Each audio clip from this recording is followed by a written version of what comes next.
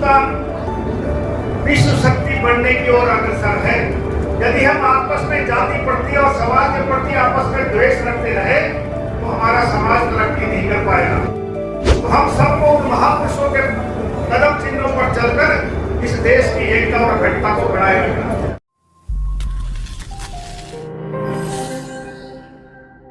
सोहना की अग्रवाल धर्मशाला में महारानी अहिल्याबाई की 300वीं जयंती हर्षोल्लास के साथ मनाई गई। आयोजित कार्यक्रम में उद्योग, वाणिज्य एवं वन पर्यावरण मंत्री राव नरबीर सिंह ने जहां एक तरफ मुख्य अतिथि के रूप में शिरकत की तो वहीं दूसरी तरफ सोहना व पटौदी के विधायक सहित बीजेपी कार्यकर्ता मुख्य रूप से मौजूद रहे। जब से भारतीय जनता पार्टी की सरकार इस देश और प्रदेश में बनी है तब से सभी महापुरुषों की जयंती को सरकारी तौर पर मनाया जाता है। इतिहास में बहुत से महापुरुषों का इतिहास छुपाया गया। ये सही बात है कि जब हम भी पढ़ते थे स्कूल में तो बाबर से लेकर बहादुर शाह जफर तक का हमें इतिहास याद था कि बाबर कब आया, कब पानीपत की लड़ाई आई, कब अकबर, औरंगजेब, शाहजहां, जहांगीर और बहादुर शाह जफर तक इतिहास को खत्म कर दिया गया। लेकिन इस देश की स्वतंत्रता, इस देश की आजादी और इस देश के स्वाभिमान को बचाने के जिन लोगों ने अपने प्राण न्यौछावर किए, जिन लोगों ने इस समाज की कुरीतियों को खत्म करने का समय आया, जब खत्म किया, छुआछूत खत्म की, उनको इतिहास के पन्नों से मिटा दिया गया। लेकिन भारतीय जनता पार्टी की सरकार आने के बाद उन सभी महापुरुषों को जयंती के रूप में हम याद करते हैं, उनकी जयंती मनाते हैं और उन महापुरुषों को, इतिहास को जनता के बीच में बताते हैं। इसलिए आज 300वीं जयंती महारानी अहिल्याबाई जी के बारे में हमें यहाँ मुख्य अतिथि के तौर पर आने का अवसर मिला। इस मौके पर राव नरबीर सिंह ने कहा कि पूर्व में बहुत से लोगों के इतिहास को छिपाने का काम किया गया था, लेकिन जब से देश व प्रदेश में बीजेपी की सरकार आई है तब से उन सभी महापुरुषों के इतिहास को बीजेपी सरकार ने उजागर करने का काम किया है और उनकी जयंती मनाई जाती है। नरबीर सिंह ने अहिल्याबाई के जीवन पर प्रकाश डालते हुए कहा कि अहिल्याबाई ने अपने जीवन काल के दौरान छुआछूत को खत्म करने व आपसी भाईचारे को एकजुट करने के लिए अपनी अहम भूमिका निभाई थी, जिनके जीवन काल से हमें प्रेरणा लेनी चाहिए। सोमनाथ मंदिर पे आक्रमणकारियों ने बहुत बड़ा आक्रमण किया।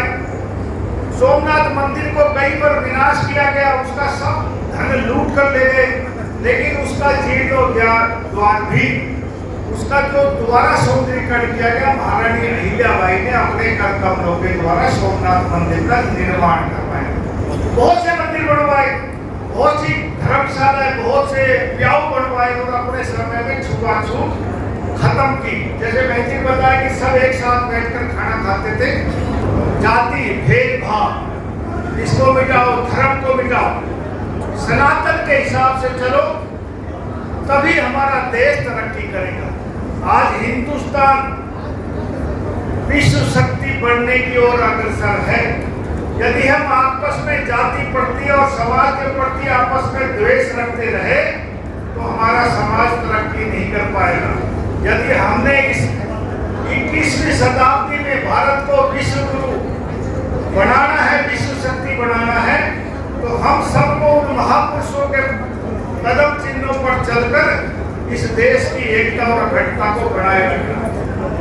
नरबीर सिंह ने अपने संबोधन के दौरान मौजूद लोगों को विश्वास दिलाते हुए कहा कि इस पंचवर्षीय योजना में सोहना के अंदर उन सभी कार्यों को पूरा किया जाएगा जिन कार्यों की चुनाव के दौरान मांग की गई थी। उन्होंने सोहना के ऐतिहासिक शिवकुंड नामक गर्म पानी के चश्मा को लेकर कहा कि सोहना एक ऐतिहासिक शहर है, लेकिन यहाँ पर अतिक्रमण बहुत ज्यादा है, जिसे हटाकर शहर को साफ सुंदर बनाना चाहिए। नरबीर सिंह आपको विश्वास दिलाता है कि जो इच्छा और उम्मीद आपने भाजपा सरकार से लगाई है वो इस पंचवर्षीय योजना में आपकी सारी पूरी होंगी। सोहना एक पुराना शहर है, एक ऐतिहासिक कस्बा है।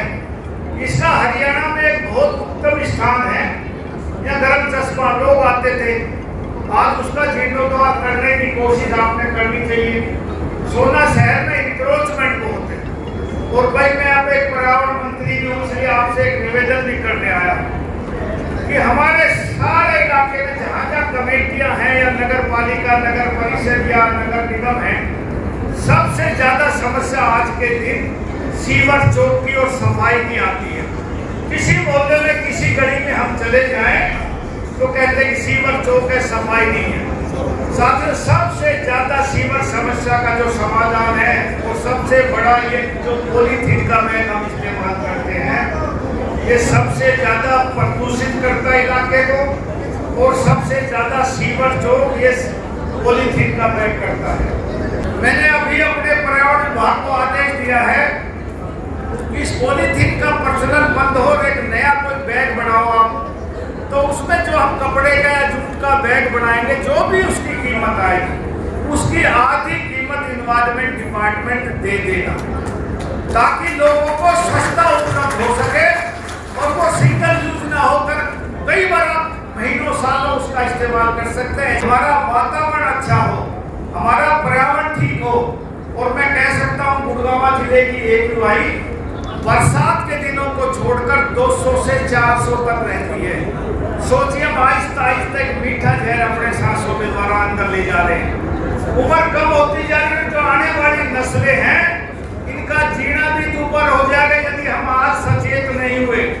पानी का स्रोत नीचे चला गया, ऑक्सीजन खराब, खाना जो हम खाते हैं उसमें पेस्टिसाइड सबसे ज्यादा इस्तेमाल NCR में होता है, दूध जो आप पीते हैं वो सबसे ज्यादा मिलावटी है।